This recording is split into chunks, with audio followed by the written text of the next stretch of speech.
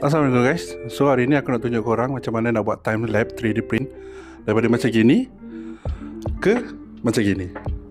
Let's go. Alright, benda pertama sekali korang kena print this part, which is time lapse rig. Korang boleh dapatkan dekat Macworld. And knob ni korang kena pasang dekat extruder.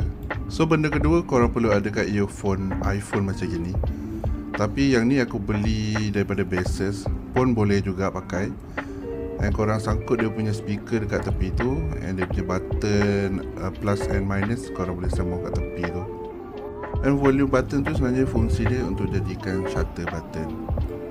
So next korang perlukan set shutter korang dekat X-axis punya reel, and make sure tak ada apa-apa objek yang menghalang untuk extruder untuk tekan shutter button korang. Once dah siap setup printer korang, korang boleh pergi Bamboo Studio dekat Others, cari time lapse and ambil smooth. Bila pilih smooth akan keluar tower macam gini. Tak apa, korang tekan je slice plate.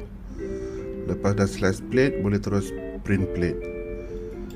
Tapi sebelum korang send dekat printer korang, korang kena onkan dulu time lapse bawah ni, and boleh tekan send.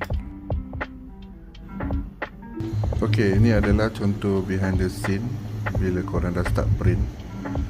Korang tengok extruder tu akan klik dekat shutter button tu dan dia akan snap gambar. Ok, next step korang kena buka DaVinci Resolve, tekan preference. Lepas tu korang pergi dekat user, korang tekan edit. Dekat bawah tu ada general setting. So kat general setting tu ada standard state duration. By default akan 5 saat, tapi korang ambil frame 1 saat. Korang tukar 1 saat bawah tu. Ok, gambar-gambar yang korang dah snap tadi tu korang drag masuk ke DaVinci Resolve punya timeline.